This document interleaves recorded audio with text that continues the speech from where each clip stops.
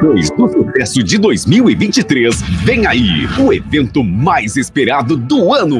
Jornada Explosiva, segunda edição, no Dimension Office Park, na Barra da Tijuca, dia 29 de junho. Dessa vez o tema é Reinventando-se, inovação, oportunidade, transformação e impacto em forma de palestras, jornadas de networking, exposições e painéis. 29 de junho, na Barra da Tijuca. Siga-nos no Instagram e compre já o seu ingresso. Jornada Explosiva, uma realização Anete Laje e Luciano Fiorani. O nosso dial não tem fronteiras. Voz e visibilidade é a nossa meta. Aqui você encontra boa música, empreendedorismo, informação e propósito. Vai começar mais uma programação da Rádio Ponto e Vírgula, uma empresa do Grupo Fiorani de Comunicação Integrada.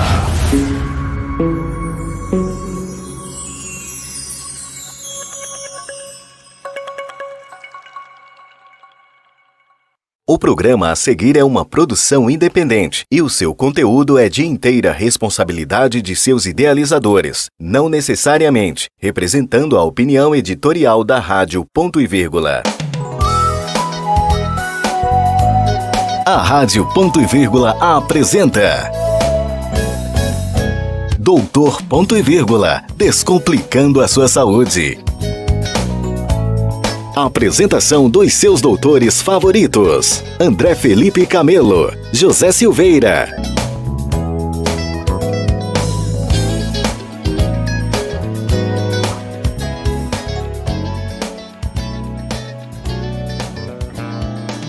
Seja muito bem-vindo ao programa dos seus doutores favoritos. Está entrando no ar nessa terça-feira, 11 horas da manhã, o Doutor Ponto e Vírgula para descomplicar a sua saúde. Sempre agradecendo essa oportunidade ao diretor da Rádio Ponto e Vírgula, The Boss, ele, Luciano Fiorani, muito obrigado, e toda a nossa equipe dos bastidores que torna possível a gente chegar até a sua casa, até o seu trabalho, até o seu carro, levando informação da melhor qualidade para você ter saúde plena, assim dizendo para você que está nos ouvindo.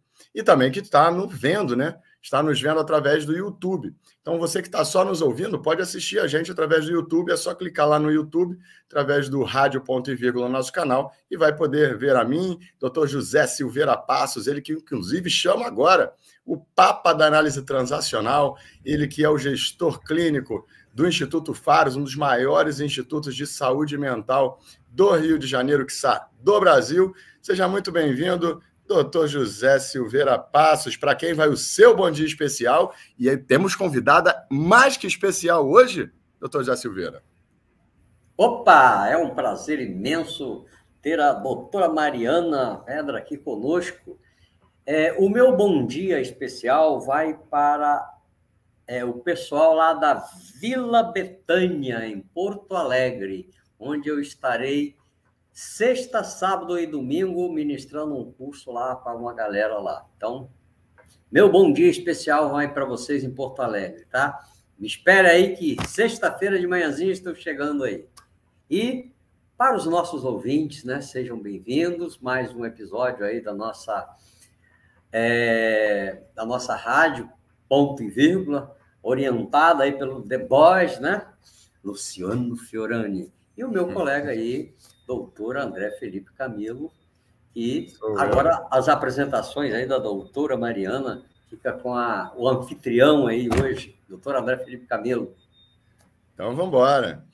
Sou o doutor André Felipe Camelo, sou osteopata, diretor nacional da equipe Saúde Plena e gestor clínico da Clínica de Excelência Interdisciplinar no Shopping Tijuca.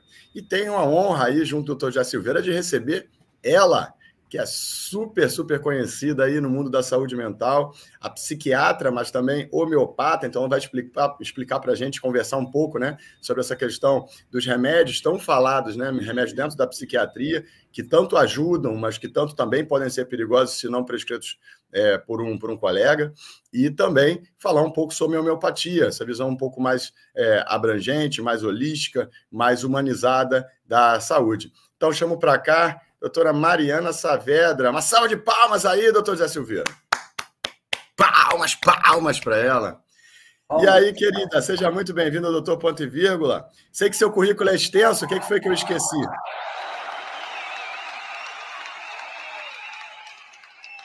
E peraí, temos um probleminha com microfones, doutora Mariana Saavedra. Peraí, Saavedra, fala comigo. Oi, teste som. Não está me escutando? Ih, temos um probleminha, Luciano. Luciano, está na escuta nossos bastidores aí? A doutora precisa ver se o áudio sem fio dela já está desligado, porque pode ter conectado novamente. Pode, né? Está me escutando, doutora? Faz um positivo se está me escutando. Peraí. Acho que ela não está ouvindo, não. Tá bom. Pequeno probleminha técnico com a nossa convidada. Vamos fazer assim. Eu vou mandar mensagem para ela. Enquanto isso, vamos fazer o seguinte. Para os nossos ouvintes, a gente vai resolver aqui. Enquanto isso, doutor Zé Silveira Passos, começa caracterizando para a gente o que é esse tal de ansiedade. Esse tal de ansiedade. Vamos lá. Bem definido esse tal de ansiedade. Que é o mal que afeta aí a humanidade, né? Principalmente nesses últimos anos. A ansiedade é um processo chamado, dentro da psiquiatria, dentro da psicologia, como uma psicopatologia, tá? E nós temos a ansiedade normal e a ansiedade, vamos dizer assim, patológica. Só que isso eu gostaria que a doutora, aí, quando entrasse, falasse um pouquinho mais com profundidade sobre esse assunto, né? Porque o nível de ansiedade normal é aquela, por exemplo, causada pelas nossas preocupações. Quando a gente se preocupa com alguma coisa que está acontecendo à nossa volta, essa é uma preocupação normal e que faz parte do nosso contexto, né? Às vezes você está preocupado com um relacionamento novo que você está entrando, né? Por exemplo, preocupação às vezes com situação financeira, mas é uma preocupação que causa uma ansiedade, mas uma ansiedade, inclusive, positiva, que permite que a pessoa se movimente para resolver aquele problema. Não é uma ansiedade patológica. A pessoa tem a sensação, mas ele controla aquilo, ele não fica paralisado, não tem perdas maiores, né? Por exemplo, nervosismo é outro componente da ansiedade. Por quê? Porque, às vezes, você vai fazer uma apresentação nova, você vai apresentar em público, você vai dar uma entrevista. Tudo isso faz parte, né, do contexto, principalmente se for a primeira vez, a pessoa fica um pouco ansiosa, porque um pouco de nervosismo traz ansiedade. Mas é algo que a pessoa consegue ultrapassar, consegue buscar fazer aquilo que ela se propõe a fazer sem paralisação, né? Ou seja, por exemplo, vamos ver, às vezes pode acontecer a pessoa ter uma crise de ansiedade, pode, né? Porque às vezes dormiu pouco durante a noite, por alguma razão, às vezes tem filho pequeno, teve que cuidar desse filho e dormiu pouco, e aí no outro dia tem um trabalho árduo pela frente. Então, tudo isso traz um nível de ansiedade que é razoável, não paralisa a pessoa. É dita uma ansiedade normal, tá? Agora, quando traz também, por exemplo, medo, né? Quando a pessoa está com medo de alguma coisa, tem gente que tem medo de altura, medo de lugar fechado, etc. São as famosas fobias, mas a pessoa não fica paralisada com relação a isso. Então, a pessoa fica funcional. Não é, doutora Mariana? Ainda não estou ouvindo a doutora Mariana. Mas tudo bem, daqui a pouco ela se acerta aí com o microfone e vai dar tudo certo. A gente chega lá. Mas aí eu vou passar para aquela ansiedade mais patológica, que normalmente tem a ver com... Normalmente, a ansiedade normal, ela tem envolvido, a pessoa tem uma sensação. Tem uma sensação e tem um pensamento, né? Que ela está envolvida naquela atividade, naquela apresentação. Então, tem a sensação e tem o pensamento envolvido. Agora, já quando passa a ser patológico, tem, além da sensação, tem o pensamento e tem o comportamento envolvido. E aí fica algo mais complicado. Por exemplo, a pessoa não para de preocupar. Fica com o pensamento acelerado, aquela sensação, e o comportamento dela está aglutinado com isso aí. Então, isso já passa a ser uma ansiedade patológica, uma ansiedade paralisante.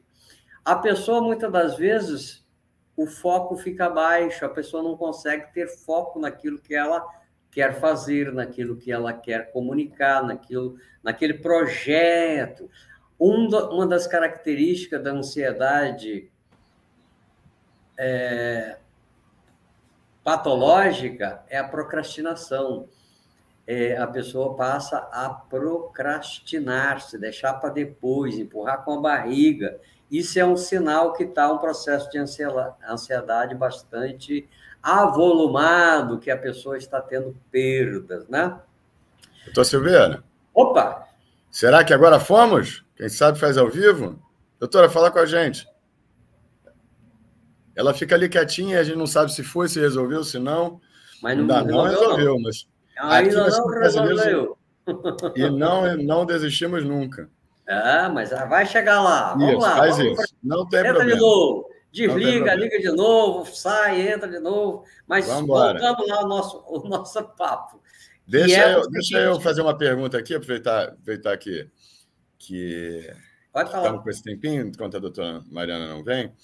Qual o percentual, se fosse botar um percentual, nada oficial, mas qual o percentual de transtornos de ansiedade dentro da quantidade geral de pacientes que você atende? Ou seja, cada 10 pacientes que chegam, quantos dizem, olha, eu tenho estado muito ansioso? 100%. Praticamente 100%. Toda situação que a pessoa busca um auxílio de um psicólogo, de um psiquiatra, tem envolvido a ansiedade. Pode ter outras coisas, inclusive depressão, mas o processo de ansiedade também está aí. Porque a ansiedade ela é multifacetária, porque tem várias causas. E isso leva a pessoa, inclusive um processo de ansiedade prolongado, de ansiedade crônica, pode levar a pessoa a um quadro de depressão por isso. Então, normalmente, por isso que eu falei 100% dos meus pacientes têm algum nível de ansiedade e alguma reclamação dentro desse contexto, tá? Acho que agora foi. Ouço barulhos, hein? Aê! Somos brasileiros e não desistimos nunca. Não. Então vamos lá. Vamos lá. Agora, oficialmente. Seja bem-vinda, doutora. Seja muito bem-vinda. Isso. Pronto, está ótimo. A imagem está perfeita. Seja muito bem-vindo ao programa dos seus doutores favoritos. A gente tem aí bastante coisa para falar. A gente sempre aborda... Ih, mexeu, o som sumiu. Não sei por quê. Eita, vai lá. De novo. Depois a Vossa Senhoria não mexa nessa câmera. Vossa Senhoria não toque. Deixa não essa câmera paradinha, pelo amor de Deus. Não mexa mais, por favor. Não mexa mais. O bom é inimigo do ótimo. Vamos seguir aqui, doutor? Presta atenção, olha só. Então, dentro desses 100%, né, conforme eu estava falando, muitas pessoas trazem situações, por exemplo, que tem está com baixa capacidade de ter foco naquilo que ele faz. Procrastinação, conforme eu falei, não consegue relaxar. Tem muitos pacientes que buscam uma terapia porque dizem, eu não consigo relaxar. Eu deito à noite e minha mente parece que não para, fica pá. Isso é sintoma de ansiedade, ou é um transtorno de ansiedade, ou é uma ansiedade mais, vamos dizer, que traz prejuízos para ele. Entende? Então, esse é um dos casos importantes aí da ansiedade. Deixa eu lhe perguntar uma coisa. Porque estar ansioso, conforme você muito bem falou, né? Existem muitas situações na nossa vida que nos pegam desprevenidos, ou situações como essa, por exemplo. Opa, está funcionando. Eu já ouço barulhos aí. Pronto. Ó, agora... Isso, agora você não me aproxime deste microfone. Não pense sobre ele, não emita vibrações. Pronto. Bom dia, doutora Mariana. Bom dia. Bom dia, doutora Mariana. Bom dia, doutor André. Obrigada pelo convite, obrigada pelo programa, ponto e vírgula. E aí, já estou sendo testado, né? Já estamos sendo testados na ansiedade com esse imprevisto aí tecnológico, que faz parte, não é isso? Super pertinente com o tema, né? E justamente agora aconteceu esse pequeno imprevisto, mas faz parte e a gente resolve, né? Deixa eu te perguntar uma coisa, eu vou fazer a mesma pergunta que eu fiz para o doutor José Silveira. A cada 10 pacientes que chegam na sua bela clínica em Copacabana, quantos relatam ansiedade? 9. Olha só. Olha, está com vantagem, hein? Os meus é praticamente 100%. São 11. O doutor Silveira fez aqui uma caracterização muito, muito boa também da ansiedade, mas eu queria ouvir a sua. Como que você definiria a ansiedade, em especial no mundo de hoje em dia? Eu escutei um pouquinho da explanação muito bem colocada por ele. Eu sempre explico, quando o paciente vem a primeira vez, eu tento entender, primeiro acolher, e tento entender o que ele chama de ansiedade, até por conta do acesso ao diagnóstico, ao que temos hoje nas redes sociais, na internet. A pessoa, né, o paciente vem já com um nome, eu tenho ansiedade. Mas o que é ansiedade? Porque existe a ansiedade natural, que fez com que a nossa espécie estivesse aqui até hoje, né? Que a gente precisa dela para a gente sobreviver, e tem a questão do cortisol, que é liberado pela glândula suprarrenal, que é nosso hormônio do estresse, que muitas pessoas entendem como um hormônio negativo, prejudicial, mas é o contrário. Ele faz com que a gente sobreviva e que a gente reaja a estímulos perigosos. E tem a desregulação dele. O cortisol ele tem que estar mais alto durante o dia para a gente funcionar, a gente agir a vida, e ao longo do dia ele vai caindo. Para quê? Para que o nosso organismo, biologicamente, ele descanse, ele entre em repouso, e ele siga o ritmo circadiano, a gente possa dormir. E assim vai funcionando. Quando o indivíduo está constantemente num estado de alerta, de hipervigilância, essa liberação, por exemplo, do cortisol e de outros neurotransmissores, como noradrenalina, por exemplo, fica desregulado. Então, o organismo dele entra em estresse, ele pode inflamar, né? Acaba gerando uma inflamação do organismo todo. E aí as paredes das artérias, por exemplo, elas começam a espessar, e o indivíduo pode desenvolver hipertensão arterial sistêmica, suas consequências como infarto, como um acidente vascular cerebral.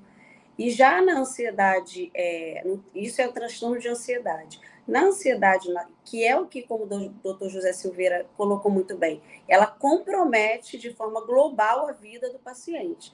Então, ele passa a ter comprometimento das funções executivas, ele começa a ter dificuldade nas relações interpessoais, no trabalho. E a ansiedade natural, não. É claro que é natural, é claro que é normal. A gente, por exemplo, vai falar em público numa situação nova, um certo medo do porvir, a gente ter aquela adrenalinazinha, a gente ficar mais eufórico, mas aquilo passa, aquilo não persiste. O transtorno de ansiedade hoje, a gente entende que é um sentimento intenso, um sentimento persistente, que cursa com alguns sintomas, como, por exemplo, tremores, pode ter alteração do hábito intestinal, então o indivíduo pode ter diarreia, pode ter também sintomas mais assim, por exemplo, como azia, ele pode ter até desmaios, confusão mental, o coração fica acelerado, ele pode ter também falta de ar. Perfeito. Alguns dos sintomas que você falou me lembram um pouco, né? A síndrome do pânico. Quando saber que é um ataque do pânico e quando saber que é um nível de ansiedade que está batendo no teto? Existe essa diferença? Ou a ansiedade que bate no teto é a síndrome do pânico? Não, essa pergunta é bem interessante, porque é um diagnóstico, às vezes, difícil, assim, numa primeira consulta para nós especialistas. Na verdade, o transtorno de pânico e o transtorno de ansiedade generalizada, por exemplo, são diagnósticos, né, que estão dentro do transtorno de ansiedade. Então, o transtorno de pânico é um tipo de transtorno de ansiedade que difere do transtorno, da crise de ansiedade generalizada, que é o transtorno de ansiedade generalizada, o famoso TAG. Mas eles podem coexistir, eles podem ser comorbidades. E hoje, né, com a classificação nova das doenças mentais, a gente entende até que na psiquiatria os transtornos, como regra, eles são comórbidos, ou seja, eles coexistem. O que até certo tempo atrás não se admitia. É como se o indivíduo tivesse um transtorno do pânico e não pudesse ter um transtorno de ansiedade generalizada. Não, hoje a gente entende que isso não só pode acontecer, como é extremamente comum.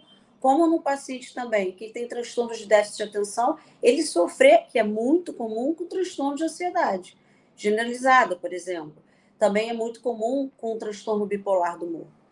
Então, é muito por aí. A questão da diferenciação, o ataque de pânico, ele é uma coisa mais, assim, específica. Então, o sujeito específica no sentido, assim, ele sente que determinada situação vai gerar aquele incômodo para ele. Por exemplo, pessoas que têm dificuldade de sair sozinhos, como na agorafobia, que a gente chama, que até virou uma doença em separado, porque muitas pessoas que são tratadas com transtorno do pânico, elas acabam controlando esse transtorno, a síndrome do pânico, porém elas continuam com a dificuldade de sair sozinhas. Então, o indivíduo pode ter aquele ataque, né? Ataque cardíaco, aquela sensação de morte súbita, sensação de desmaio, confusão mental, sudorese, tremor, quando ele vai sair de casa. Ou numa situação que ele tenha que apresentar um trabalho, se expor socialmente, se expor em público, por exemplo, ou dirigir, eu tenho muitos pacientes que têm essa dificuldade, ou pegar avião, né? E aí a homeopatia tem ajudado muito nisso. O paciente vai pegar avião, ou então ônibus para viajar, mas é mais comum com avião. Ou pegar carro para viajar, e ele passa a ter uma crise de pânico.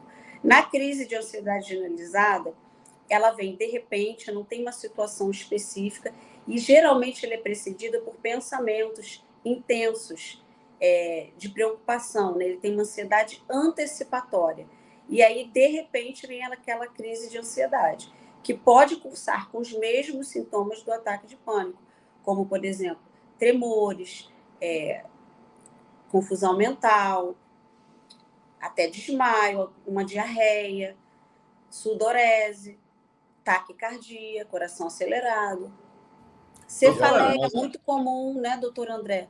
A gente acaba encaminhando muito para osteopatas, pacientes com cefaleia constante sofrem de transtorno de ansiedade, é muito comum essa comorbidade, ou depressão, é muito comum. Eles têm cefaleias, dores de cabeça constantes. Doutora, deixa eu abrir para o Silveira. Vai lá. Aproveitando esse ensejo aí, e que a doutora está explanando muito bem, né, que essa ideia da ansiedade, que são fatores multifatoriais, né, que são basicamente 3, que é o biológico, história de vida e o ambiente da pessoa, né? A doutora falou um pouco da parte biológica da coisa, né? Eu queria explanar, eu queria que você falasse um pouco mais, por exemplo, da história de vida da pessoa. O que pode levar a pessoa, na história de vida dela, a disparar o processo de ansiedade patológica, vamos falar assim, né? Pode ser? Claro, isso é muito importante. E é legal estar aqui com vocês nesse programa, porque são profissionais, né, que pensam na saúde integral. Então, é claro que a história de vida, não só a que o indivíduo foi exposto, mas também como ele recebeu aqueles estímulos, influenciam até na maneira como a carga genética dele vai se manifestar. Então, muitas pessoas pensam assim, isso que eu tenho é genético, como se o fator hereditário, genético, fosse determinante, e não é. Então, a gente sabe, hoje isso é comprovado cientificamente, foi ótima essa oportunidade de falar, por isso também a importância da psicoterapia, do tratamento interdisciplinar, como que o indivíduo passou ao longo da vida e como ele não reagiu, mas como ele recebeu e o que ele fez com aqueles estímulos, ele influencia muito no desenvolvimento ou não daquele transtorno. A gente sabe, né, as evidências científicas mostram cada vez mais como indivíduos expostos mais precocemente a fatores estressores como traumas, eles têm muito mais chance de desenvolver um transtorno mental, seja um transtorno de ansiedade generalizado, seja uma depressão. Então, pacientes vítimas de abuso, por exemplo, na infância, ou que viveram situações outras traumáticas, também eles são pessoas mais propensas a desenvolver. Por isso, eu sempre digo que a intervenção precoce, seja ela química ou física, com a homeopatia, que a homeopatia atua fisicamente, ou de forma psicoterápica, por exemplo, vai influenciar a história natural daquela doença. O indivíduo pode desenvolver ou não, e se desenvolver, aquilo pode ter um curso com um prognóstico muito melhor.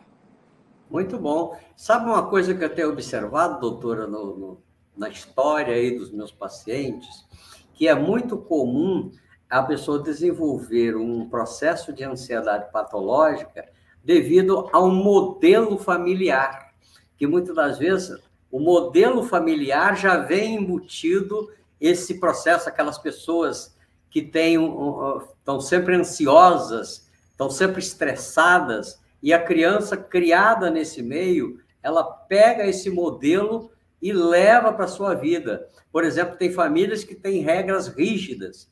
Regras extremamente rígidas para as crianças traz problemas no futuro grandes às vezes, né? E aí vem aquelas coisas, dificuldade na escola, como bullying, por exemplo, pode trazer situações, conforme você falou aí, traumas, né? Depois para a vida dela. Privação, as privações em nível alto, muitas das vezes, castigo, né? Que a gente fala comumente, sem muita critério, isso pode trazer um processo. E depois a pessoa, os pais botam de castigo, depois vem uma premiação assim do nada. Ou seja, isso cria uma ambiguidade que a criança não sabe direito o que fazer. É aquele negócio, ele está sempre alerta, esperando assim, de onde é que vem a troletada agora? Então, isso são coisas que levam a pessoa a criar um processo de ansiedade aí dentro da sua história de vida. Com toda certeza. Deixa eu fazer uma coisa que vai ser muito legal. Vou pedir para cada um primeiro falar a importância que vocês são literalmente o queijo com goiabada. Vocês são, né? A psiquiatria e a psicoterapia são literalmente... Olha quem está aí, ó, uma das nossas ouvintes mais cativas, Vanessa Tayane, mandando um tchauzinho para vocês.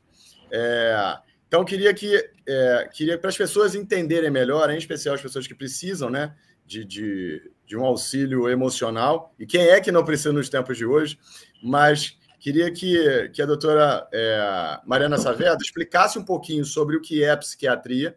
Depois vou chamar a doutora Silveira para explicar um pouco o que é a psicoterapia, e depois tem uma surpresa para vocês. Vai lá. Doutora Mariana, o que é a psiquiatria e como que ela normalmente ajuda os quadros de alterações emocionais? Adoro cuidar de dores emocionais. Eu acho que é impossível exercer psiquiatria sem cuidar da saúde mental, da dor emocional. Então, a psiquiatria, para mim, é muito além de medicação. Muitas pessoas entendem, né, a partir da década de 80, houve o boom do desenvolvimento dos psicofármacos, o que é muito positivo, porque possibilitou que a gente pudesse tratar o que quimicamente está em disfunção, que está desregulado. Porque o que eu percebo que é bom que os ouvintes aprendam, né, a gente entenda, que o cérebro, eu costumo dizer, ele é um órgão, gente. Então, ele adoece também. Quando você tem, por exemplo, uma pneumonia, uma infecção urinária, e aí o seu clínico, ele prescreve, por exemplo, um antibiótico, você usa. Você não fica esperando que o organismo resolva sozinho. Então, quando existe uma necessidade de modular aquelas substâncias que estão em desequilíbrio, a gente usa medicação. Mas a psiquiatria é muito além disso. A psiquiatria, ela é o ramo da medicina que se desenvolve para tratar as doenças do cérebro, as doenças mentais, que vão muito além do cérebro, porque é a mente. Então, a gente lida com as emoções, com o comportamento. Inclusive, a gente pode utilizar muito os preceitos da ciência do comportamento, com a medicina do estilo de vida. A gente entende hoje a ligação da endocrinologia, então da importância dos hormônios e de toda essa cascata hormonal. Então a gente utiliza também a questão da alimentação, o sono e o exercício físico como bases para a gente também contribuir para a saúde mental daquele indivíduo. E aí o doutor Silveira pode ajudar na questão da importância da psicoterapia. Vamos lá, doutor. Isso é o que a doutora acabou de falar, né? Isso, para mim, também não é diferente. Porque o ser humano é um ser completo, é um ser biopsicossocial, espiritual. Então, tem todo um contexto aí que nós devemos, por isso que a gente procura tratar o paciente de uma maneira multidisciplinar. Por isso que nós temos o osteopata, tem o psiquiatra, tem o psicólogo, tem o dentista, e tem o fisioterapeuta e assim por diante. Mas, falando dentro dessa... fechando o foco um pouco em cima da psicoterapia, o que acontece? Normalmente, eu tenho aqui psiquiatras que trabalham comigo e outros parceiros. Quando o paciente está numa situação que está tendo perdas importantes, a primeira coisa que eu costumo fazer é enviar ele para uma avaliação psiquiátrica. Para quê? Para ver se ele necessita de um medicamento que vá facilitar ele sair deste lugar o mais rápido possível. Porque, às vezes, é um pai de família, uma mãe de família, e, inclusive, as pessoas que estão à sua volta estão em sofrimento por isso. Então, é muito importante ter vamos dizer, essa parceria, o psicólogo com o psiquiatra. E quando chega um paciente aqui, que ele já vem com o trabalho psiquiátrico juntos, eu dou um jeito de conversar com o psiquiatra dele para a gente fazer essa casadinha, esse movimento juntos. Porque, vamos dizer assim, conforme a doutora falou, a psiquiatria é muito além de remédio. Não é só remédio. Porque eu costumo falar o seguinte, os psiquiatras que me desculpem, né? A psiquiatria, o remédio, ele ajuda muito. Mas quem cura, normalmente, é a psicoterapia, tá? A psicoterapia é algo que não é que eu estou puxando a brasa para a minha sardinha. É claro que eu vou fazer isso, mas eu estou falando de coisa que eu entendo, né? Eu não vou falar de coisa que eu não entendo. Eu não vou falar em prescrever um medicamento para um paciente se não é a minha área. Mas o que eu tenho observado os pacientes vêm para a terapia, vêm tomando medicamento e, a passar do tempo, a não ser que a pessoa tenha uma psicopatologia grave, por exemplo, esquizofrenia, bipolaridade, aí é outra história. Muitas das vezes a pessoa vai ter que tomar medicamento pelo resto da vida. Ok, mas por quê? Porque ele precisa. Agora, na maioria dos casos, no caso de consultórios, muitas das vezes não. Ele vem com o medicamento e, ao passar do tempo, com a psicoterapia juntos, ele vai diminuindo, o psiquiatra já vai fazendo, a vez de 2, 3 anos depois, claro, vai fazendo o desmame e ele passa a não precisar mais do medicamento. E, com o passar do tempo, chega um momento que ele também tem alta da terapia. Ele passou a funcionar, ou seja, a gente pode falar em cura? Pode, claro que pode. E eu acho que a busca tem que ser a cura, né? Mas o que é a cura? Aí é outra história, a gente vai fazer um programa falando sobre o que é cura, o que não é cura, e etc, etc. Concorda, doutora? Uma coisa que é muito legal é porque a doutora Mariana Saavedra tem a clínica dela, né, de saúde mental, e ela é psiquiatra, e como gestora clínica, ela tem os psicólogos para quem ela encaminha e dá continuidade ao tratamento. E o doutor José Silveira, a mesma coisa, de uma forma diferente. Então, ele é psicólogo, psicoterapeuta, com seus mais de 30 anos, percebeu a importância ainda maior, né, de ter os seus psiquiatras mais próximos, justamente para fazer essa interação, né, bioquímica e também do ponto de vista do diagnóstico psiquiátrico, com a sua transcorrer da psicoterapia. Vamos entrar aqui no tema, que é o seguinte, olha só. Então, a gente está falando de transtornos de ansiedade. Queria que quem estivesse ouvindo aqui já saísse com a luz no túnel, né? Pois são, além, obviamente, né, de buscar o psiquiatra para fazer o diagnóstico correto, saber se, digamos assim, a dosagem dessa ansiedade está aceitável ou se está desregulada, saber das histórias de vida, né, conforme o doutor Silveira falou, quais são os gatilhos, mas o que é que as pessoas podem fazer hoje, às 11h45 da manhã, e que possam diminuir o seu estado de ansiedade? Então, estar mais ligado na televisão, nos celulares, etc., aumenta a ansiedade ou não? Ter tempo para relaxar, enfim, todas essas providências que a gente vê aí, como a doutora muito bem falou, né, especialista em medicina dos hábitos saudáveis, enfim. O que as pessoas podem fazer elas próprias para auxiliar os especialistas na cura da ansiedade? Começar pela doutora Mariana. A mudança do estilo de vida é primordial. É como você colocou, é isso mesmo.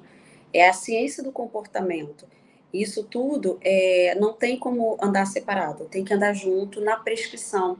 Sabe, doutor Silveira, tem pacientes que me procuram que saem sem a prescrição medicamentosa. E é interessante que eles ficam abismados, sabe? E mesmo os que vêm, mesmo os que saem com a prescrição medicamentosa, não saem apenas com a prescrição medicamentosa. Porque, claro, tudo tem um momento. Ele está num sofrimento intenso, eu preciso tirá-lo daquela fase aguda. E depois, aos pouquinhos, eu vou inserindo as propostas e tudo de acordo com o que cada um pode receber, o momento. Mas, vamos lá, nesse momento, como a gente pode ajudar os ouvintes e quem puder assistir esse programa? Eu acho que a questão do detox, como você colocou, a gente sabe a incidência, né, hoje das doenças mentais por conta do que se vê, das comparações em redes sociais, por exemplo. Então, você tirar um tempo para você, que é aquela coisa da meditação de atenção plena. Não, gente, não precisa esperar o momento ideal para meditar, nem o espaço ideal, nem ficar na posição de lótus. Você pode parar em frente à praia e ficar 5 minutos olhando para o mar. Você pode ir na sua casa, num tempo de 5 minutos, colocar um mantra gratuito no YouTube, e fazer respirações, você estar apenas consciente com você. Mas vem um monte de pensamento na minha cabeça. Graças a Deus, isso é vida. E com a prática, com o hábito, tudo é hábito. Com o hábito, você vai aprender a lidar com esses pensamentos e não recusá-los, a lidar. E muitos insights virão daí. Então, nesse momento, respirar com você, sozinho. Largar um pouquinho rede social, celular. Outra coisa, um paciente, obviamente, que seja possível fazer, que não tem impedimento clínico, exercício físico. Mas eu não tenho dinheiro para ir à academia, eu não estou com ânimo para ir. Não tem problema. A gente sabe a importância e realmente a efetividade do pequeno passo. Então, você começa a caminhar. Caminhar você não paga, você pode fazer no horário que você pode. Então, a gente vai muito por aí, sabe? Começa a caminhar 2, 3 vezes por semana. Pronto. Então, a gente já inseriu uma forma de meditar e uma forma de uma prática de uma atividade física, um exercício físico. E também começar a olhar para a sua alimentação. A alimentação interfere na síntese de hormônio e de neurotransmissores, então, que vão agir no cérebro. A gente sabe que a saúde do intestino, por exemplo, está ligada à saúde do cérebro. Então, começa a olhar a sua alimentação. A gente, infelizmente, né, a nossa geração, eu espero que isso mude com os nossos filhos, mas a gente não teve educação nutricional. Hoje, a gente, com acesso mais à internet, à neurociência, a gente consegue se informar melhor. Então, eu acho que esses 3 passos, você olhar para si, como o doutor Silveira falou, o autoconhecimento é a grande chave mesmo. Mas, nesse momento, respira, se olha, muita coisa vai vir. Perfeito. Doutor Silveira, complementa. O que mais que nossos... A doutora praticamente falou tudo aí. Alimentação, atividade física, respiração, mindfulness, meditação e etc. Eu costumo falar o seguinte: passe a tomar consciência pelo menos uma vez por dia. Como eu estou? Para um pouquinho, pensa, fecha os olhos. 3 minutinhos. 1 minutinho, 30 segundos que seja, mas faça essa abstração, tome consciência de como eu estou, fale para você mesmo, como é que eu estou? Uma coisa importante, às vezes tem paciente que precisa aprender a fazer isto, separar o que é sensação, o que é sentimento do pensamento. Como é que você está sentindo? Eu penso que não sei o quê. Não, não é isso. E isso, às vezes, faz uma diferença muito grande. Desvincular o que é pensamento, o que é sentimento, o que é sensação.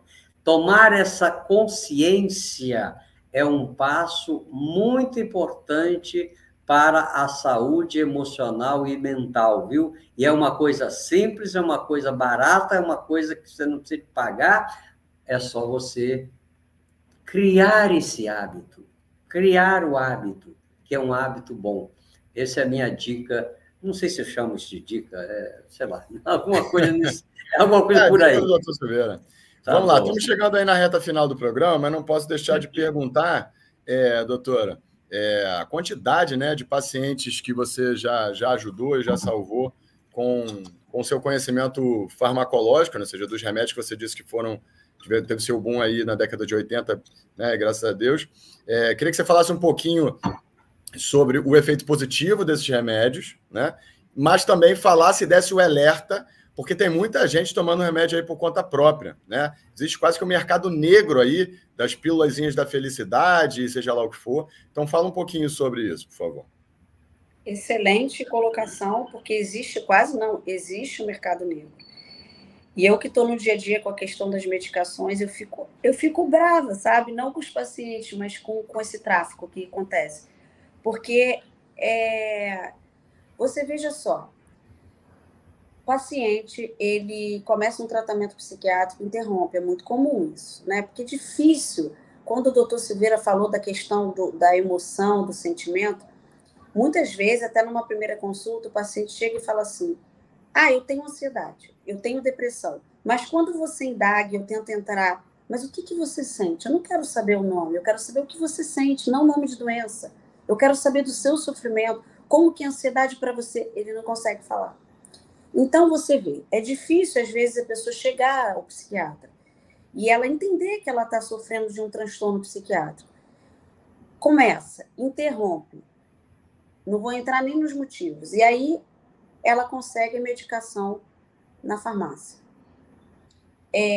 Além dela estar se automedicando, né, ela não estudou psicofarmacologia, a gente que estuda já está em mudança constante, cada indivíduo, cada organismo responde de uma forma. Em 10, eu gosto de dizer assim, às vezes em 10 vai dar bom, no 11º não vai dar. Quem vai manejar isso é o especialista. Então, se você se automedica, você pode cronificar aquela doença. Então, por exemplo, a gente falou hoje de transtorno de ansiedade. Um transtorno de ansiedade que tem a necessidade de ser medicado, ele não tratado quimicamente, ou tratado em subdose, ou seja, maltratado, evolui quimicamente para depressão. Exemplo. Então, por exemplo, aquilo que poderia ser resolvido passa a não ser lá na frente. E você ainda cronifica uma doença. Uso de benzodiazepínico, por exemplo, famoso diazepam, famoso Rivotril, famoso Lexotan, que se usava muito antigamente, prescrito pelos colegas clínicos, senhores de idade gostavam muito. Causam dependência química. E aí o paciente chega com certa idade, dizendo que está com esquecimento, dizendo que não consegue mais dormir sem aquela medicação, e aquela dose já produziu tolerância, e ele não consegue mais dormir mesmo com aquela dose. Mas é claro, não são medicações para tratar o sono. Aquilo é pontual, é um uso pontual para uma crise de ansiedade pontual. O que vai tratar quimicamente aquele transtorno de ansiedade, aquela insônia, não vai ser o benzodiazepínico que ele pegou do vizinho, o diazepam que ele pegou do vizinho. Aí ele começa a usar uma dosezinha ali para acalmar, a onda foi boa, relaxou, começa a fazer uso contínuo e aquela dose já não dá conta, porque aí criou-se uma outra doença, que é a dependência química. E muitas dessas medicações, elas interagem com outras, né? Então, só o especialista para poder avaliar isso. Interage. Doutora, deixa eu interromper, porque o que você falou é fantástico, assim.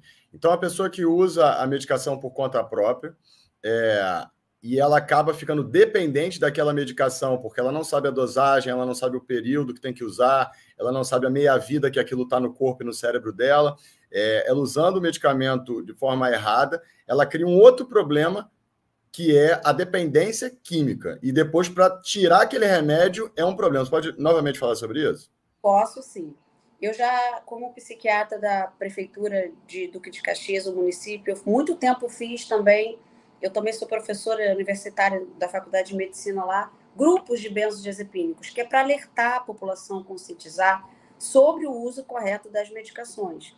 Veja bem, não é todo psicofármaco que causa dependência química, mas essa classe que eu estou explicando, por exemplo, benzodiazepínicos, que é muito comum, o Brasil é o maior prescritor, Rivotril é barato, clonazepam é barato, eles vão lá e compram por R$5 e compram sem receita. É esse aqui, faço questão de mostrar. Ó, esse chequinho azul. O paciente vai lá, compra, pega do vizinho. Ah, minha irmã me deu, meu namorado me deu, o vizinho me deu, porque eu estava muito nervoso. Vai dar uma onda, vai relaxar, mas ele vai causar dependência química. Ele vai e não vai tratar o transtorno.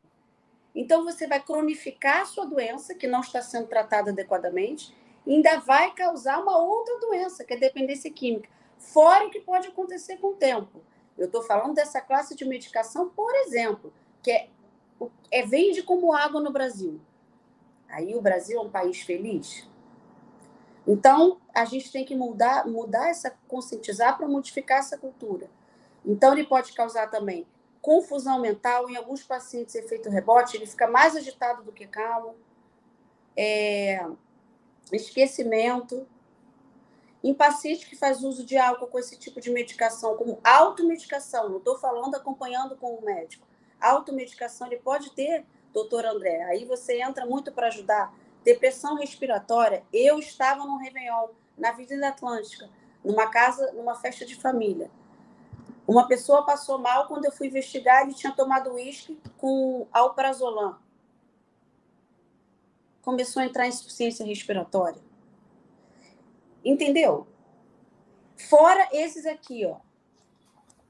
Receituário amarelo, ultra controlado. Minha secretária acabou de ir na vigilância para poder pegar. E eu tenho que fornecer para eles os dados. Quanto eu escrevo, né? Nessa folhinha aqui.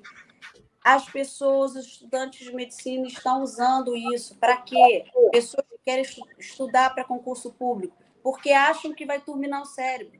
Mas a única indicação que tem formal, que é na bula, não off-label, é o quê? Transtorno do déficit de atenção, com ou sem hiperatividade. Agora, alguns usados para transtorno de compulsão alimentar. Mas não, tem sido muito usado no mercado negro, feito automedicação para quê? Para ajudar a se concentrar. Porque todo mundo hoje acha que tem dificuldade de concentração. É a patologização, né? Eu estava aqui publicando, inclusive, no Instagram, fazendo o alerta. Então, fica o nosso alerta. Tudo que é bom dura pouco, né? A gente está chegando aí ao final do nosso programa. O alerta foi fantástico. Queria chamar aqui o doutor Zé Silveira, obviamente, para ele fazer as considerações finais dele e dizer também a dica do doutor. E aí nós temos uma tradição aqui, doutora Mariana, que é o convidado que encerra o programa com algum tipo de pensamento, certo? Então, doutor Zé Silveira, sua dica do doutor, suas considerações finais, e pense em alguma coisa bacana para dizer. Bom, Saavedra. Primeiro, agradecer. Vamos lá. Sim. Doutora Mariana, muito obrigado aí pela sua presença, pela sua fala, pelos seus esclarecimentos, foram muito importantes para nós e que agrega muito. A minha, vamos dizer, continua sendo, tire 2 ou 3 minutos por dia para olhar para dentro de você, ver como você está. Isso vai te ajudar em muito. E até a próxima terça-feira, às 11 horas, aqui no programa Doutor Ponto e Vírgula. Beleza, deixa eu ver se... tivemos um probleminha com a doutora Mariana Saavedra. Eu falei para ela não mexer naquela câmera. Aquela câmera ali estava posicionada estrategicamente.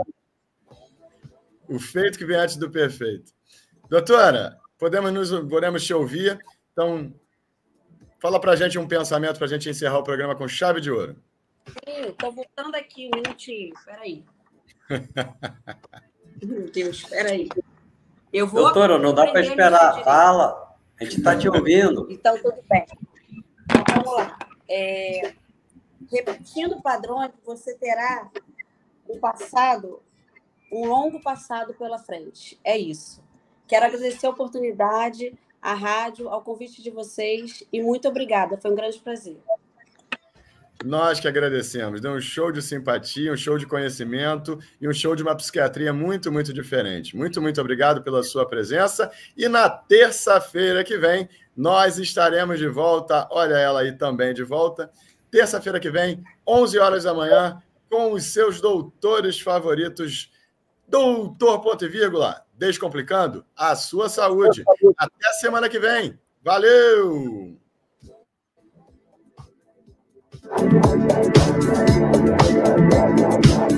Rádio Ponto e Vírgula, porque não acaba aqui.